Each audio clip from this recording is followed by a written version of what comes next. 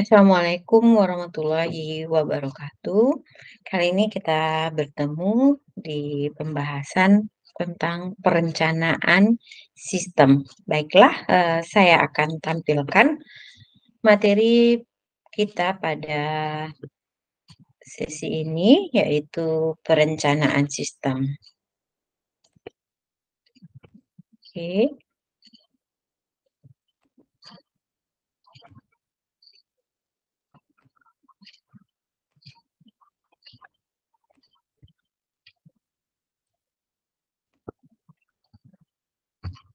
Nah, kita akan melihat perencanaan sistem adalah menyangkut estimasi dari kebutuhan-kebutuhan fisik,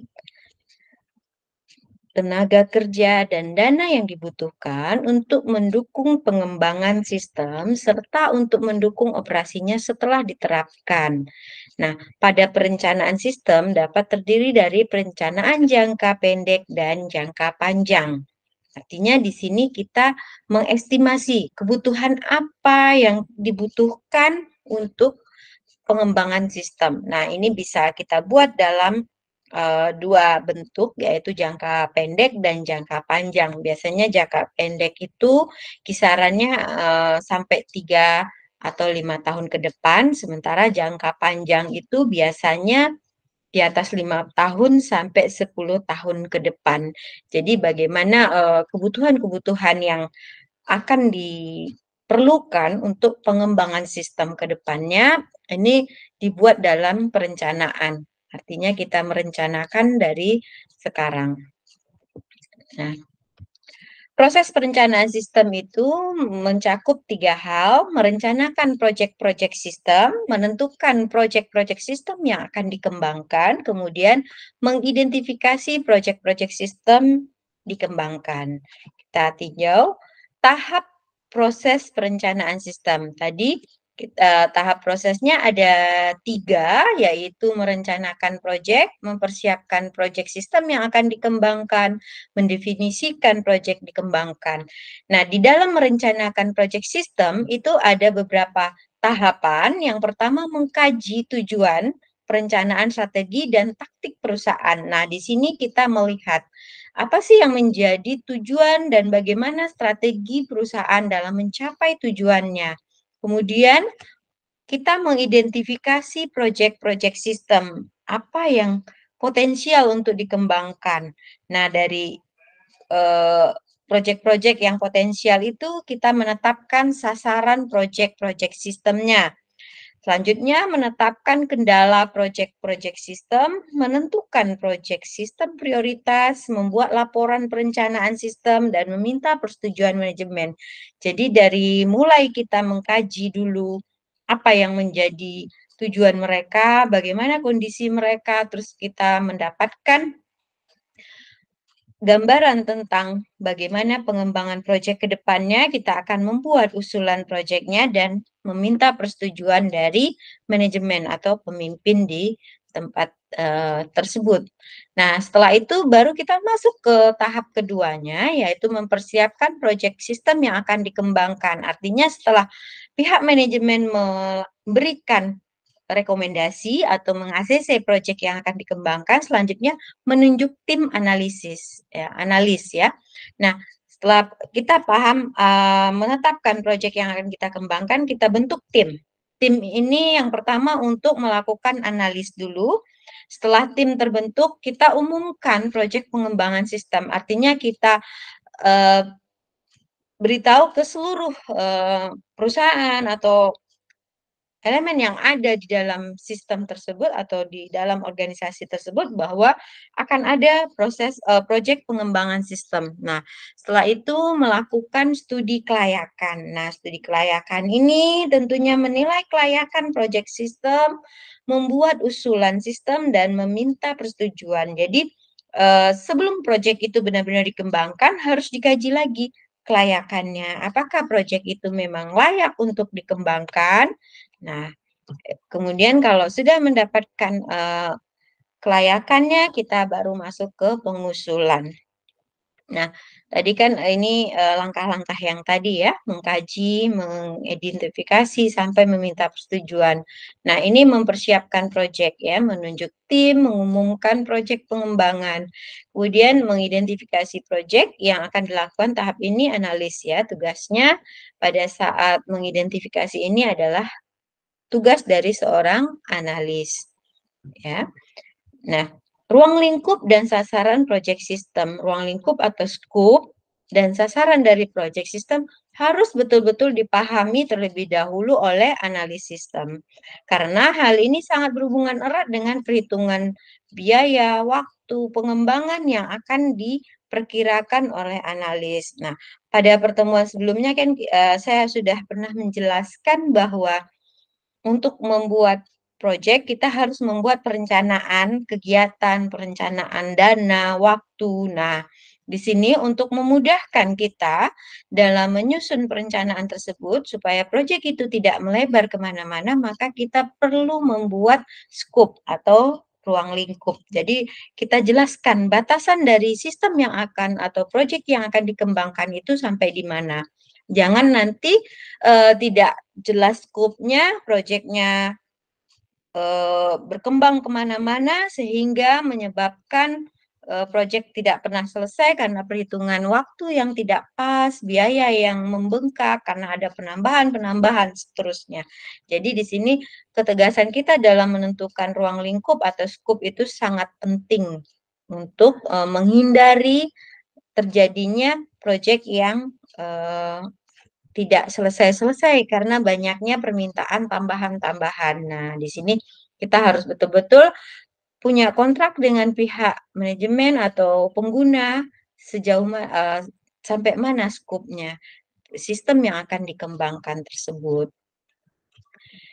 Kemudian kita lakukan studi kelayakan. Nah, studi kelayakan ini adalah suatu studi yang digunakan untuk menentukan kemungkinan apakah pengembangan proyek sistem layak diteruskan atau tidak, atau dihentikan.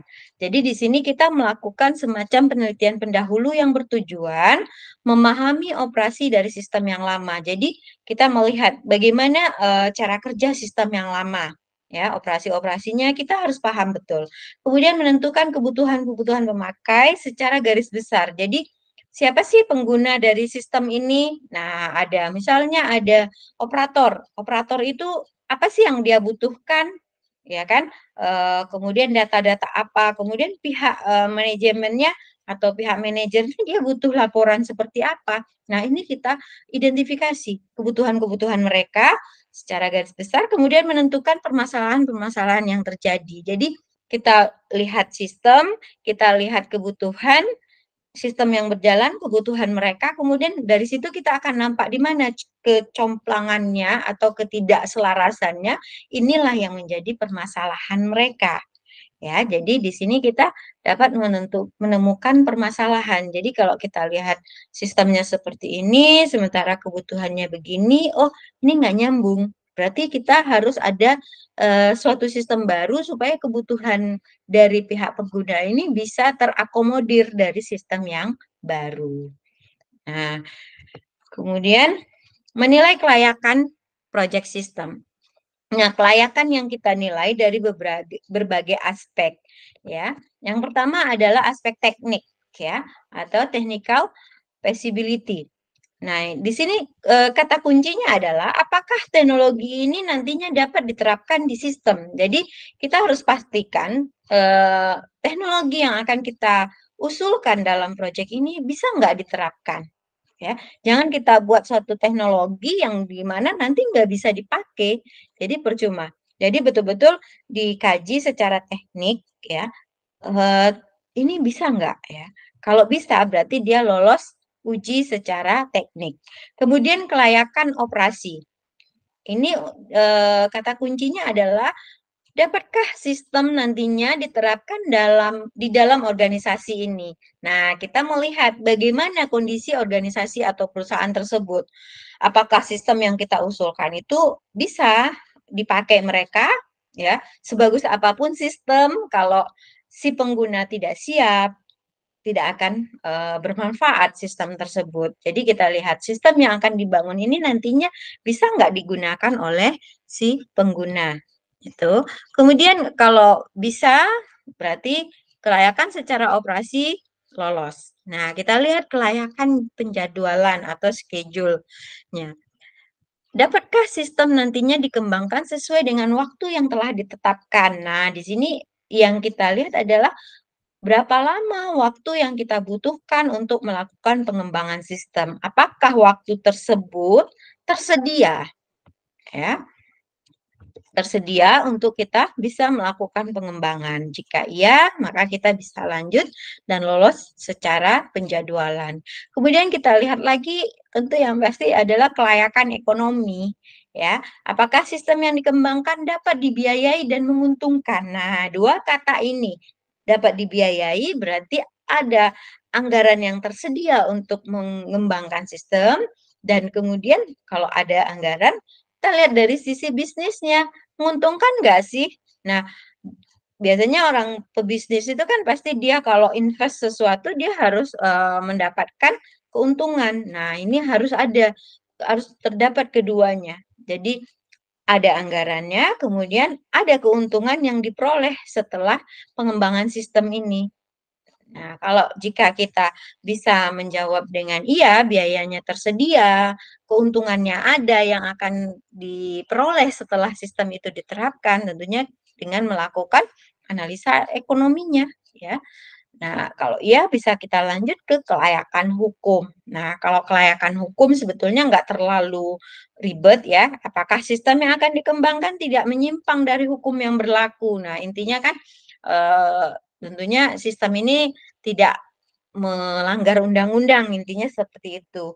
Nah, ketika sistem tidak melanggar undang-undang dan penilaian kelayakan dari 5 aspek ini lolos, maka, eee, uji kelayakannya bisa dinyatakan lolos. Kalau uji kelayakan lolos, itu artinya proyek sudah bisa dikembangkan.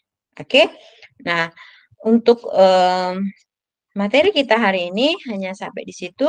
Nanti akan, minggu depan kita akan ketemu di kelas, saya akan bahas bagaimana contoh dalam penerapan, perencanaan sistem. Oke, terima kasih atas perhatiannya. Saya akhiri. Assalamualaikum warahmatullahi wabarakatuh.